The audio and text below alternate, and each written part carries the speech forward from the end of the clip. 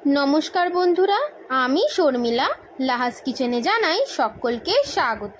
আজকে আমি আপনাদের জন্য নিয়ে এসেছি বাটা পেঁয়াজ ও সর্ষে দিয়ে ভোলা মাছের ঝালের একটি দারুণ রেসিপি। চলুন তাহলে দেরি না করে এই ভোলা মাছের ডিলিশিয়াস রেসিপিটা শুরু করা যাক। প্রথমে আমি কড়াইতে সর্ষের তেল গরম করে একে একে নুন হলুদ দিয়ে মাখানো ভোলা মাছগুলো ভেজে নেব। ভোলা মাছগুলো কিন্তু এপিঠ ওপিঠ দুপিঠই খুব কড়া কড়া করে ভেজে নিতে হবে এবং মনে রাখতে হবে মাছের গায়ে যেন কোনো জল না থাকে এবং তেলটা যেন হাই ফ্লেমে গরম হয়ে থাকে।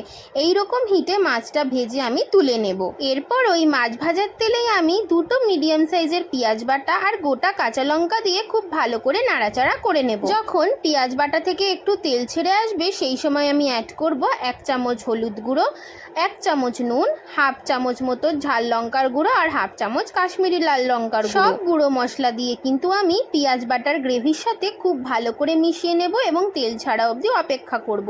যখন তেল ছেড়ে আসবে সেই সময় আমি বাটা সর্ষে জল দিয়ে ছেঁকে ওর মধ্যে অ্যাড করে দেব। আমি কিন্তু কোনো এক্সট্রা জল ব্যবহার করব না। সর্ষের মধ্যে কিন্তু আমি গরম জল দিয়ে ছেঁকেছিলাম, ওই জল দিয়ে কিন্তু পুরো মাছটা আমি রান্না করে নেব।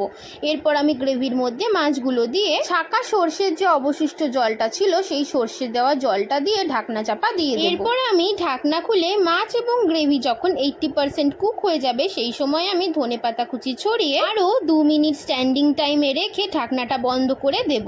ঢাকনা খুললেই কিন্তু রেডি হয়ে যাবে আজকের আমাদের স্পেশাল রেসিপি বাটা পেঁয়াজ এবং সর্ষে দিয়ে ভোলা মাছের ঝাল। এতে কিন্তু কোনো রসুন আমি ব্যবহার করিনি, আপনারা চাইলে সামান্য রসুনও দিতে পারেন। আজকের আমার এই ভোলা মাছের রেসিপি কেমন লাগলো অবশ্যই কিন্তু আপনারা বাড়িতে তৈরি করে আমাকে কমেন্ট করে জানাবেন। আর ভিডিওটা ভালো লাগলে অবশ্যই কিন্তু ভিডিওটা লাইক কমেন্ট শেয়ার করতে একদম ভুলবেন না। আর এইরকমই নতুন নতুন ভিডিও দেখার জন্য কিন্তু অবশ্যই সাবস্ক্রাইব করে নিতে হবে আমার চ্যানেল লাহাস কিচেনকে। লাহাস কিচেন চ্যানেলকে সাবস্ক্রাইব করা খুব সোজা।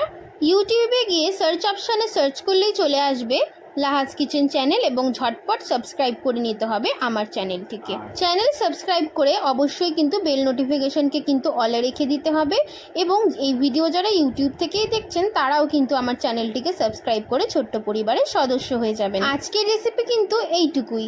দেখা হচ্ছে আরেকটি কোনো নতুন রেসিপি নিয়ে। তাই সবাই কিন্তু খুব ভালো থাকবেন, সুস্থ থাকবেন এবং এনজয় ইয়োর ডে। আজকে আমি আসি, টাটা।